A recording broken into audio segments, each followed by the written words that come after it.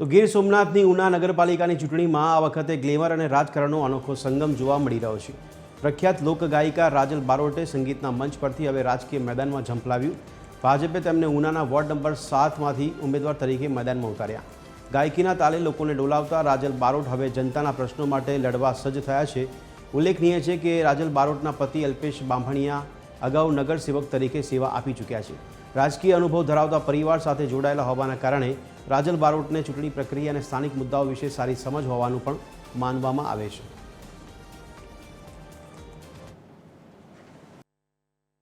ગુજરાતના પ્રખ્યાત લોકગાયિકા રાજલ બારોટ છે તેમને ઉના નગરપાલિકાના વોર્ડ નંબર 7માંથી ભારતીય જનતા પાર્ટીએ ટિકિટ આપી છે। ત્યારે વાત કરવામાં આવે તો રાજલબેન આપણી સાથે જોડાયા છે, તેમની સાથે જ સીધા વાત કરશું।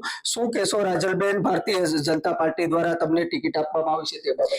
જી, સૌપ્રથમ તો હું ભારતીય જનતા પાર્ટીની ખૂબ ખૂબ આભારી છું। આપણા માનનીય વડાપ્રધાન સાહેબ શ્રી નરેન્દ્રભાઈ મોદી, આપણા દેશના ગૃહમંત્રી સાહેબ શ્રી અમિતભાઈ શાહ તથા આપણા ગુજરાત પ્રદેશ પ્રમુખ જગદીશભાઈ વિશ્વકર્મા તથા આપણા ગુજરાતના મુખ્યમંત્રી સાહેબ શ્રી ભૂપેન્દ્રભાઈ પટેલ તથા આપણા નાયબ મુખ્યમંત્રી સાહેબ શ્રી હર્ષભાઈ સંઘવી તથા અમારા સ્થાનિક ઉનાના ધારાસભ્ય શ્રી કાળુભાઈ રાઠોડ પાર્ટીની હું ખૂબ ખૂબ આભારી છું કે તેઓએ જે મારા ઉપર વિશ્વાસ મૂક્યો છે અને મને એ લાયક સમજી છે અને મને ઉમેદવાર તરીકે જે મારી નિમણૂક થઈ છે ઉના શહેરથી, ઉના બેઠક પરથી, તે બદલ હું આભારી છું। તેઓએ મને લાયક સમજી છે કે હું કંઈક સારા કાર્યો કરી શકું મારા શહેર માટે, મારા સ્થાનિક માટે।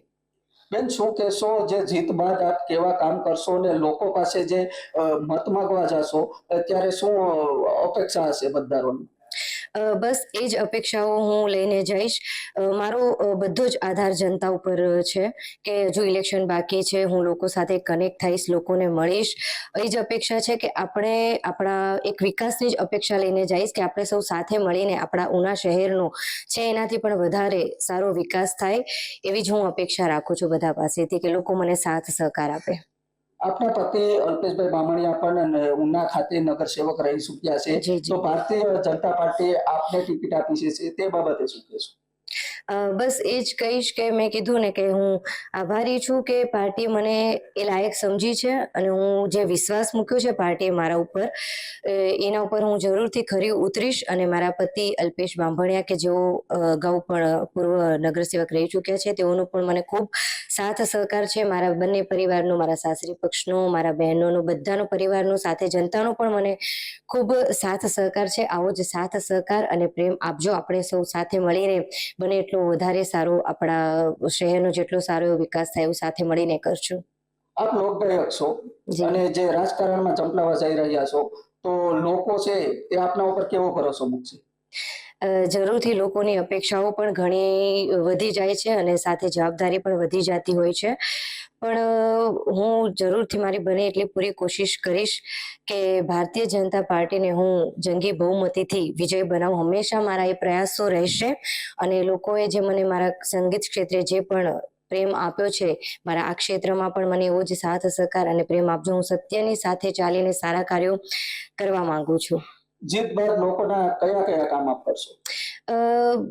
હજુ ઇલેક્શન બાકી છે। જો હું જીતી જાઉં છું, લોકોનો સાથ સહકાર મળે છે, તો એક જે પણ કાર્યકર હોય છે એના પ્રાયોરિટીમાં, એની પ્રાથમિકતામાં એક ઇન શોર્ટ કહું તો BSP, બિજલી સડક પાણી, આ એની બેઝિક જે જરૂરિયાતો હોય છે લોકોની, એ એના કરતામાં આવે છે કે જો કોઈ પણ રોડ રસ્તાના કોઈ કામ હશે, કોઈ સમસ્યાઓ હશે, કોઈ વીજળીને લઈને હશે, કોઈ પાણીને લઈને કોઈ સમસ્યાઓ હશે, તો જરૂરથી હું એના ઉપર પગલાં લઈશ।